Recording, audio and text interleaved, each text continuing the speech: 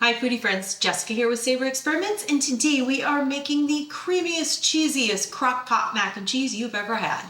But before we get started, make sure you like, comment, and subscribe on our YouTube channel so you don't miss any of our videos. I love hearing from you, makes me feel like someone's actually watching these. So why make mac and cheese in the crock pot? The first reason is that it holds in all the moisture. No one wants a dry mac and cheese. The second reason is it's gonna free up space on your stove or in your oven.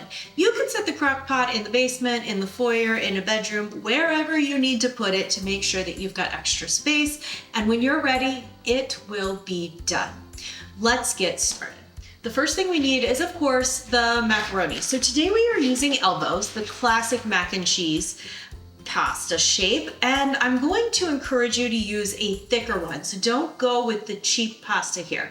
These actually have ridges on them. And the reason being is that we're gonna cook the pasta in the sauce, in the slow cooker, and it has the tendency to overcook if you get the thin ones without the ridges. So go for a high quality pasta.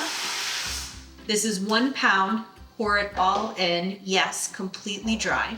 I have 2.5 cups of whole milk. Go whole, guys, this is a comfort food. We don't need to do any skim milk here, that's just silly. 12 ounces of evaporated milk. Evaporated milk is a more condensed milk. It's been evaporated, so some of the liquid is out of it and you get more of that whole dairy flavor. Next we have cheese. This is the creamiest, cheesiest mac and cheese. So we have 4 cups of shredded cheese. Please shred your own cheese. Pre-shredded cheese has an anti-caking agent in it, which can lead to a gritty mac and cheese, and you won't get that silky, smooth, creamy sauce that you're really looking for. I've used a blend here of sharp cheddar and a Monterey Jack. This is one of the areas that you can easily customize yours and use any kind of cheese you want. Some people really love American, other people love cheddar. You could do a blend of different types of cheddar. Pepper jack is great if you're going for a little bit more of a spicy mac and cheese. Swiss smoked Gouda, that's what I'm talking about. Throw that in. If you don't have a full 4 cups, don't worry about it. Sometimes I use this recipe to kind of clear out all the odds and ends of cheese pieces I have in that cheese drawer. That is perfectly fine too.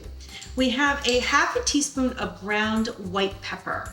I use white pepper because I don't want all the black little flakes in the mac and cheese. I want it to be cheesy.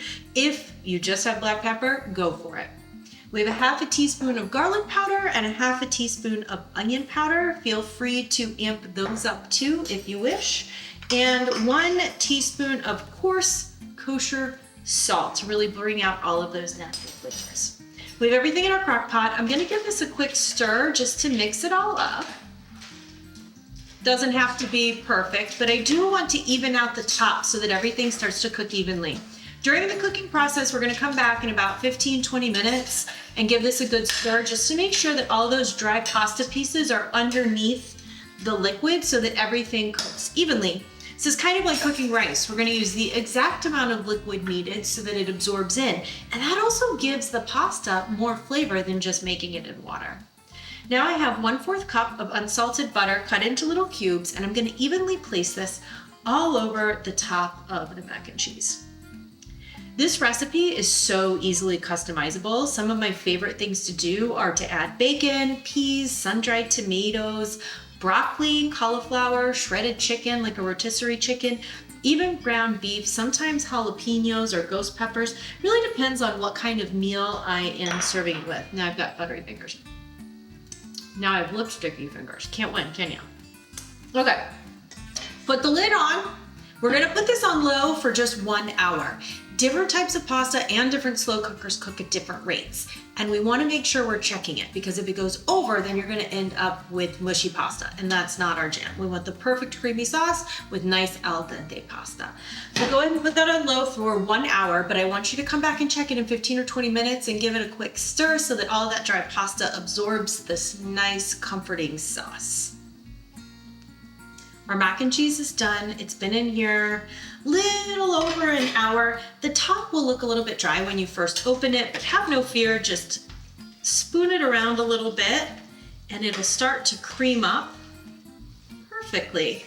And if it sat for a little bit too long, you can always add some milk to the mix and it will be just fine. You can hear it. It's delicious. Look at that cheesy goodness. Okay. Put it right on into the bowls. You can put this on like keep warm setting for football. Woo! Little mac and cheese. You know I'm gonna eat that right off the counter, right? Delicious. Keep it on the keep warm setting for parties and other events, and you will have the creamiest, most delicious mac and cheese ever, all party long. There you go.